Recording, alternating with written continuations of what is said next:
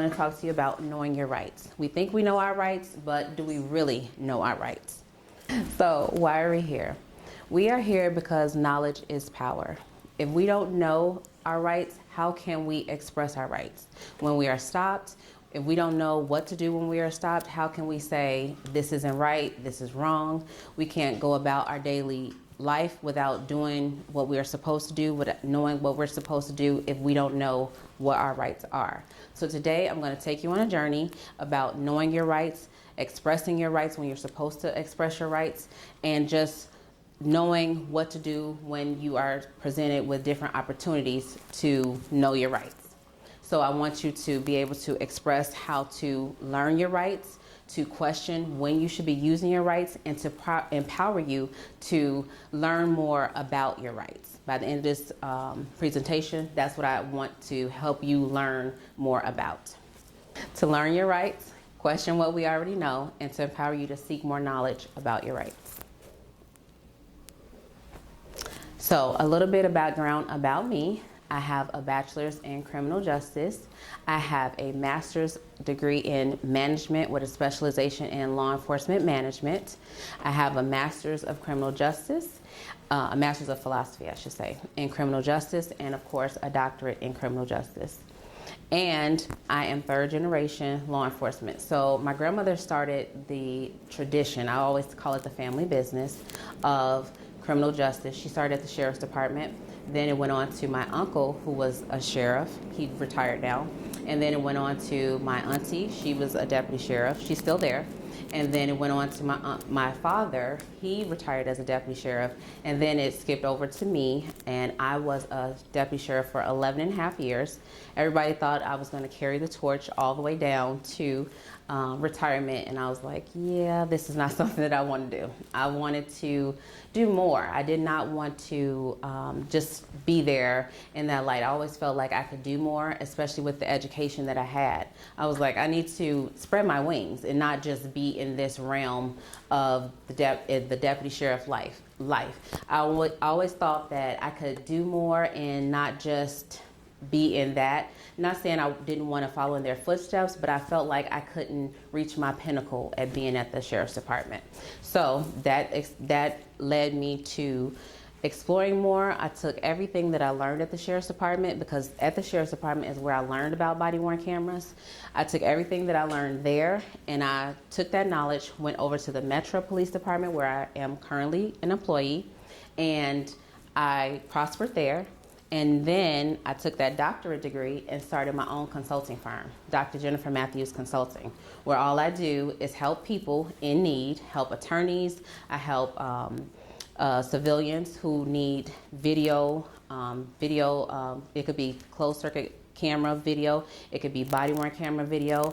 I help them who need enhancement of that video. They might need that video analyzed. I help the attorneys with the same problems. I help all those people who need body-worn camera video analyzed. They need all that help, and I help them on a daily basis at my consulting firm. So all that knowledge, all this criminal justice knowledge, I use that at my consulting firm while also still working at the Metro Police Department. So I do 2 jobs on a daily basis. All that criminal justice knowledge, all this consulting firm stuff. So I'm like, being at the sheriff's department, I felt like I would have been in a pigeonhole. It's not what I wanted to do with my life. I knew I was able and capable to do more. Now, what is a right? A right is a moral or legal entitlement to have or obtain something. Can anybody tell me what a right is? Like a right that you have? It's off the top of your head. Freedom of speech. Exactly. What does that look like for you? Freedom of speech. In any, I guess, environment, having just the ability to express myself and not having to censor myself. True. Anybody else? All right. The right to vote. Exactly, the right to vote. So we know you can't vote till you're a certain age, but just the fact that we know our ancestors fought for that right to vote. So that's definitely another right that we have. And of course, I have examples. The right to vote. Now, the right to the pursuit of happiness. Can anybody tell me what the right to the pursuit of happiness looks like for you? Maybe like equal opportunity to resources and other things so we can have the same opportunities as other races. Definitely. Because we know, for example, like what you're saying, to piggyback off of that, we know like women in the workplace, they fight for equal pay like their male counterparts. So that's the right to happiness for some women in the workplace. And then, like you said, the right to speak freely, and you also mentioned the right to vote. So these are rights that we know that we have on a daily basis. But we'll dive a little deeper. Civil rights. We know that in this climate, in today's society, civil rights are like at the forefront. We hear about them regularly. What are our civil rights? The definition, I should say. Civil rights. They ensure equal treatment of people before the law and guarantee that all have the same opportunities for everyone else, just like what you just said. So that is perfect. We know that we have these rights, but in this day and age, we know the government is fighting against us about our civil rights. They are trying to literally take them from us. But we know we have these rights, but how do we claim those? How do we get those back, from what the people are trying to take from us? How do we do that? How do we make sure that we get our civil rights, even though they're granted to us by the law, but we know we have to fight for them? It shouldn't even be that way. We are granted these civil rights. So that's something that we know we have, and we have to make sure that we know them so that people can't take them away from us, whether it be individuals, whether it be the government. These are something that we have to know what they are so that we cannot let others take them from us. So this is a short video about the Civil Rights Act of 1964. The civil rights movement was a struggle for social justice that took place mainly during the 1950s and 1960s for Black Americans to gain equal rights under the law in the United States. The movement was led by prominent civil rights activists such as Dr. Martin Luther King Jr., Rosa Parks, and Malcolm X, and sought to end racial segregation and discrimination. The movement was successful in obtaining many civil rights such as the Civil Rights Act of 1964 and the Voting Rights Act of 1965, which abolished Jim Crow laws and prevented discrimination in voting. The civil rights movement also inspired other movements such as the feminist movement and the LGBTQ rights movement. The civil rights movement was an important part of American history and helped to establish a more just and equitable society. Please visit us at history-maps.com. So now we're going to talk about human rights. Can anyone name a human right that we have?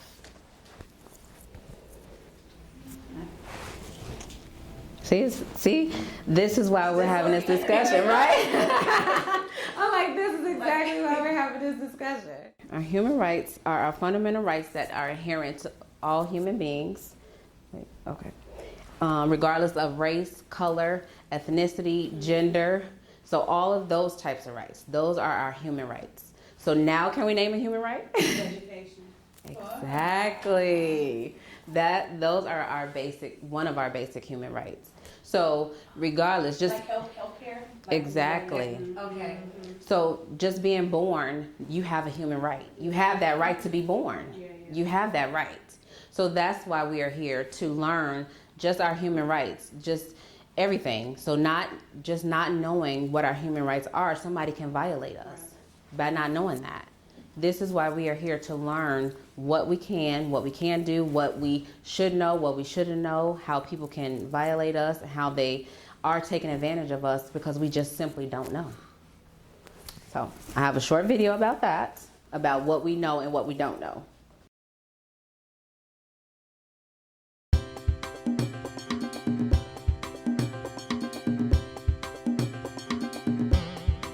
From the start of our lives, because we are human beings, there are certain things our governments must do to help us reach our potential. These expectations and claims we have of our governments are called human rights. Every single man, woman and child has them.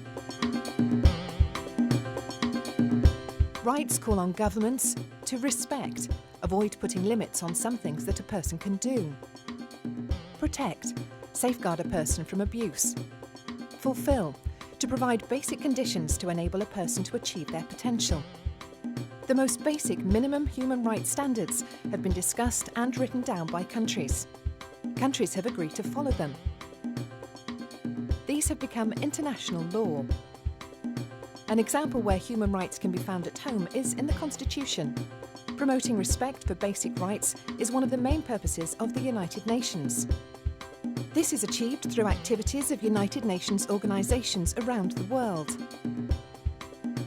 The Office of the United Nations High Commissioner for Human Rights is responsible for leading the UN's Human Rights Programme. There are also committees of experts that monitor how well countries put their human rights promises into practice. And there is an assembly of countries called the Human Rights Council, which discusses different human rights topics and situations from around the world. Find out what your rights are, learn more about the UN Human Rights Programme, and spread the word. Visit ohchr.org. So this is exactly what we all just said. Knowing our human rights, we know that we were born with them. We know that without knowing them, we can get taken advantage of, but this is important to know. Now, we're going to move on to law enforcement rights. So when I say law enforcement rights, I'm speaking of, sorry, here we go. Okay. So when I'm speaking of law enforcement rights, I'm meaning police and citizens. So what rights do we have as far as law enforcement rights? So what rights do officers have, and then what rights do the citizens have? So of course we know you have the right to remain silent, but what does that look like? Not incriminating yourself? Definitely. Pleading the fifth? Ending the conversation at any time. Absolutely. You can walk out of there if they're not holding you in custody. If you're not detained, you can walk out of there. Or even if you are, you can just stop talking. Absolutely. Exactly. By invoking the fifth. Exactly. Exactly. Because I always like to use the example. So let's say you're stopped by an officer. Let's say a traffic stop. You're stopped by an officer and they say, show me your license and your registration. You can say, I invoke my Fifth Amendment right to remain silent. But you have to verbally do that. So you can present that officer with your license and registration, but you don't have to talk to them about anything. You can hand them that information, but you don't have to say anything. And you're still within your rights by doing so. People don't know that. Right? So what happens after that? So you give them that, and they can ask you any questions you want, and you can just not say anything. Now, let's say you're riding without your license or registration. You could be subject to arrest or a citation because that's against the law. So if you present your license and registration Mm-hmm. and you invoke your Fifth Amendment right, Yep. and they ask you a bunch of questions and you're just silent. Because you've invoked. You got to verbally say that. Verbally Okay. say it. Okay. And then, like, they're aware of it. Uh-huh. If they continue to ask you questions and you're just silent, or do they just walk away at that point, or like? Yeah, they can, because now let's say you've broken the law. You know what I mean? That's a totally different story. You still don't have to speak. So they can go about what they're doing, but you do not have to speak. That's why they recite it. That's why they say you have a right to remain. That's the Miranda warning. Because on their side, they have to protect themselves. Exactly. So you still are silent. Exactly. Wow. Mm-hmm. But If you do nothing wrong, you can invoke that and they have nothing. Exactly. And even if you did everything right, maybe they just stopped you because they felt like you were speeding. You see what I'm saying? Like, you can invoke it and still they could just give you the citation and leave. But you haven't said anything. But with the climate being the way that it is right now, I know anytime I see blue lights behind me, even when stuff is right, when everything is in order, Absolutely. I'm still scared. Absolutely. So, like, Absolutely. even knowing my rights, Yes. I might anybody. Yes. You know, so you being someone who has been on both sides Absolutely. of that fence, what would you say as a citizen? Yes. Who has also played the other side? What would I say as far as what? How would you speak to that in the sense of that feeling that just takes over us? And you know what? Knowing our rights, but just that fear. And sometimes people are aggressive. That person may have had a bad day. Yes. They know our rights as well. They know it better than we do. Absolutely. So you're saying the officer has had a bad day? Maybe. Like sometimes you meet someone and you know your rights. Mm-hmm. And like, what was the term? Revoke. It's revoke. Invoke. Invoke. Yes. So you invoke your right to. Yes. I want to make sure I'm saying it Invoke right. your right to remain silent. Listen, 'cause I'm so serious. Right Yes. now. But in that, right? Yes. that being silent, Yes. all your T's are crossed. Yep. They should go on about their business. Well, it's totally up to them because think about this. They feel like they had a reason to stop you. Okay, that's fair. So what they do is up to them, but you don't have to incriminate yourself. Gotcha. So they can, you see what I'm saying? Yeah, So, I don't have to help you build. exactly, Yeah, okay. exactly. So they're gonna follow their parameters, but you can follow yours as well because you know your rights. Yeah. And then something else that I always tell people when I'm training them, when I'm teaching them, you have to remain calm. You know what I mean? Because I see it all the time on body worn camera footage. When the officer approaches the person, they are hostile. They are hostile. They are like, you I hear this all the time because I work for the Metro Police Department. You are not the police. Wait a minute. They have a badge. They have a gun. The last time I checked, they were the police. Regardless of who they are. It could be the Forest Preserve. The last time I checked, they are the police. Wow. Why are you so hostile? So that alone accelerates and it makes the situation more aggressive. Okay. So that officer could have came with the best of intentions. Maybe they just wanted to give you a warning. Maybe your tail light was out, but now you're aggressive. So now they feel like you got something to hide, because that's what I'm gonna think. You're aggressive, so maybe I need to dig a little deeper into what you got going on. So I like to put that out there for everybody. So we know we have the right to remain silent. The next thing, the law enforcement officers have the right to search and seizure. So if they have probable cause and they have a warrant, they do have the right to search your property and seize it if it's covered under that warrant. So a lot of people be like, oh, you can't this, you can't that. If it's covered under that warrant, they do have that right. What about when they search your car? Because at that point they don't have a warrant, right? At that point they don't, but if let's say they felt like there was some drugs in the car, maybe they got a whiff, maybe they got a inkling or some other I was gonna say mitigating factors. Maybe they got that, so at that point they can. Or a lot of times I'll see DUIs. So if they feel like you were drinking, maybe they felt like you had open bottles of liquor in the car. At that point, they can. That's probable cause. That is definitely probable cause at that point. So they're gonna be like, well, where the rest of it? And maybe they only smelt it on your breath. So that's still probable cause because they're like, well, were you drinking in the vehicle? Because then they can seize the vehicle. So now they're operating under their parameters at that point. What's the fine line with that? Because sometimes I hear, especially for our men, Mm-hmm. he's just built a certain way because he takes good care of his body. Absolutely. He's intimidating by his size. Absolutely. And officer, may I help you? Here's my stuff. Yes. He's not hostile. Yes. And he doesn't smell like anything. Yeah. He wasn't speeding. I've seen that, yeah. I'm sure. Is there any advice for when there's no probable cause? Yes. Like you're just coming off of a long day of work. You had a good day, got a promotion. I'm just making up Absolutely. a great scenario. Absolutely. Yeah. Absolutely. Absolutely. So, any thought on that for the citizens? right? Absolutely.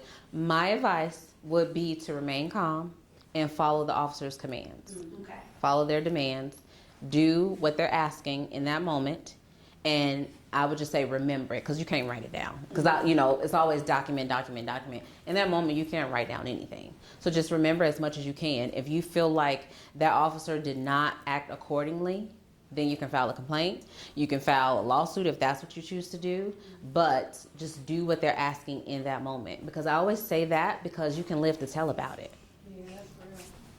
If you're hostile, if you're like, I'm not doing that, now we've escalated it. Now they're going to be like, you did this, you did that. What if that officer is not wearing a body camera? Is your word against his word? Now you're on the news. Hopefully you're allowed to say what happened. But if you remain calm, you follow their commands, demands, whatever it was, you know you were right. You know he or she was doing something wrong. You can live to tell about it. That's always my advice. Now, arrest. So we know that police have arrest powers. So again, if they're acting within the color of law, if they see a crime being committed, they can arrest you. Of course, if they see it, they don't need an arrest warrant. However, if they don't see you and they are going to file charges against you, then of course they have to seek the state's attorney's approval and then get an arrest warrant. Now, use of force. This is big. We've been talking about it. So they do have the right to use reasonable amount of force to put somebody under arrest, to gain control of the situation. We know that. We also know that they can be excessive with it. So again, we know that if the situation is escalated, the goal is to be able to live to tell about it. Now, of course, if they're coming at you aggressively, I'm never going to say lay down and take it. You definitely have the right to defend yourself, but the goal is to be able to live to tell about it. That's always the bottom line at the end of the day with anything. Miranda warning, we've talked about that. We know about that. And then due process. Everyone has the right to a fair trial. Everybody. So again, if you feel like that officer did something wrong, you're going to file that lawsuit. You're going to be able to hold that officer accountable at the end of the day. This is the question you guys ask me the most. What's the Fifth and why do I keep telling you to invoke it? It's the Fifth Amendment of the U.S. Constitution. To put it simply, it means legally you never have to tell on yourself. Your words can be used against you in court, so invoke the Fifth to stay silent with the cops instead.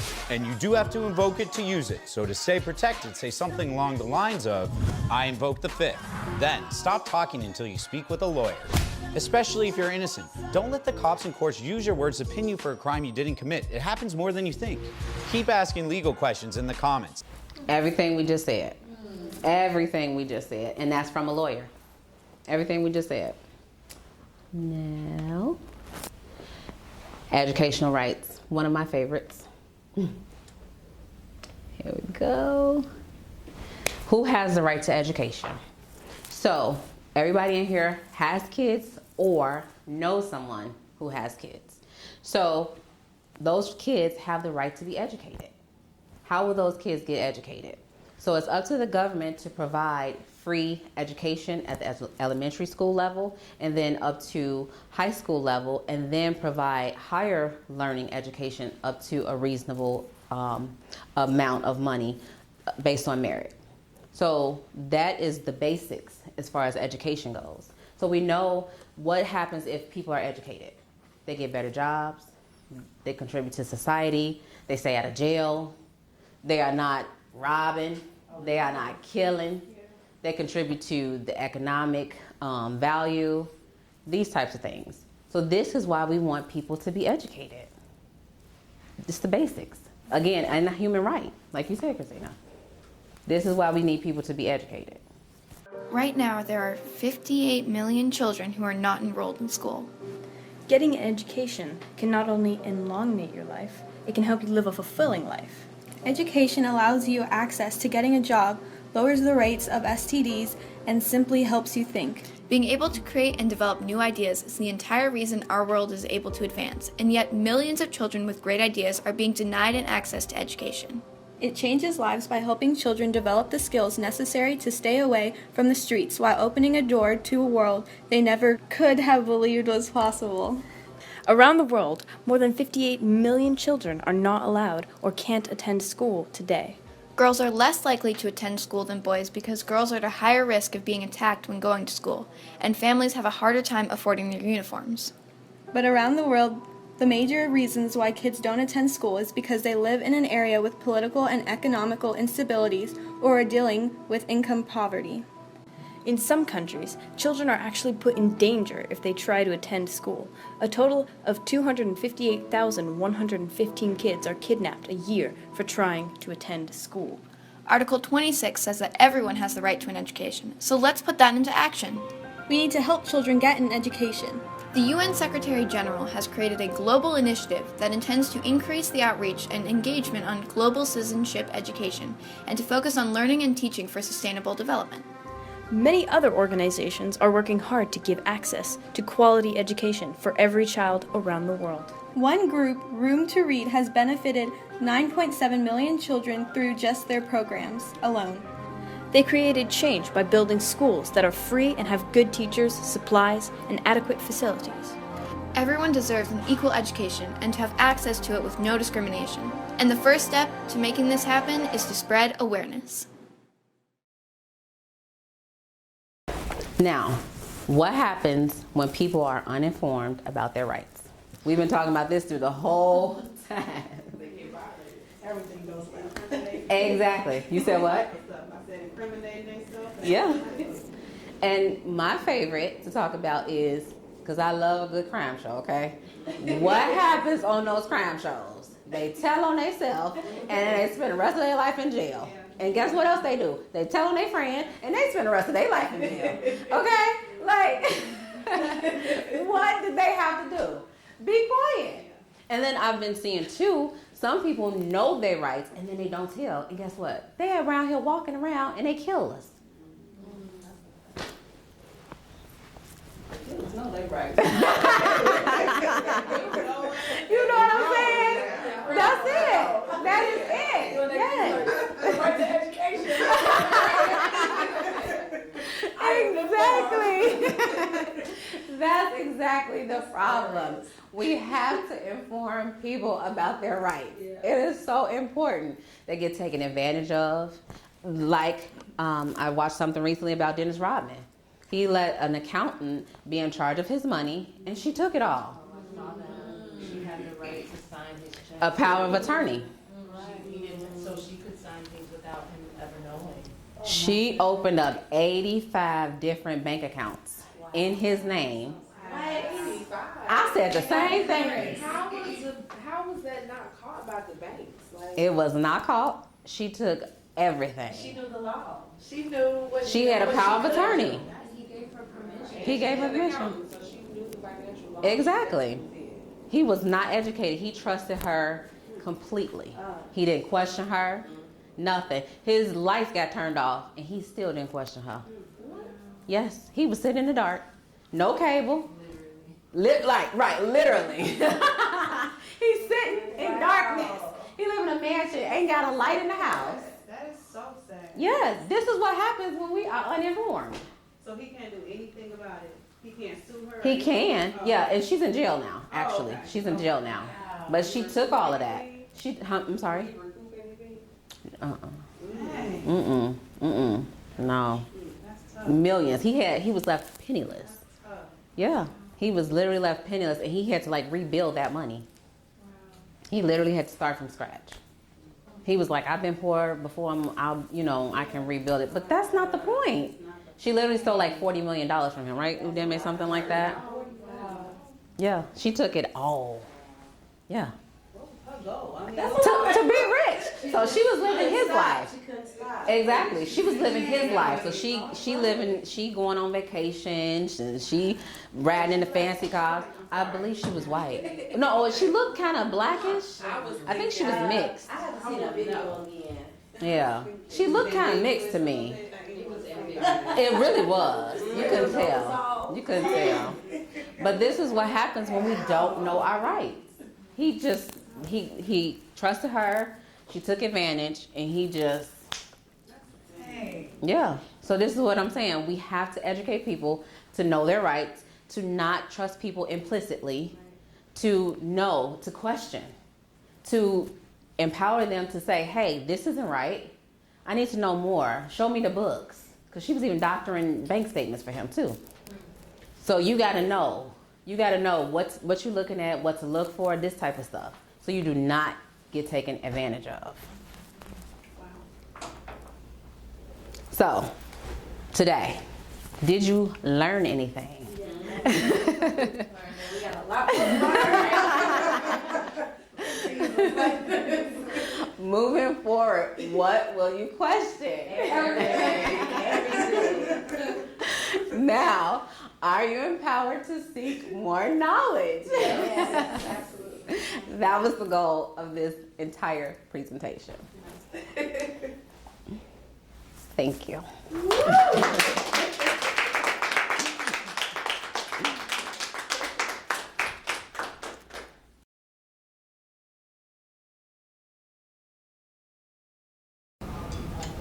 My name is Crystal Luster, and I just heard Dr. Jennifer Matthews speak. Oh my goodness. I didn't realize that I didn't know enough about my rights, and now I am empowered and hungry for more knowledge. You definitely have to check out more information from her. I am Chantel Branch, self-love specialist, and I just attended a great presentation by Dr. Jennifer Matthews. I never knew how much I didn't know about my human rights. We always learn about civil rights, but the human rights and what happens and what we need to know, and really breaking down what those amendments are, was really not only a refresher, but really a way to help me hone in on reality today as it relates to African American in Chicago. So thank you.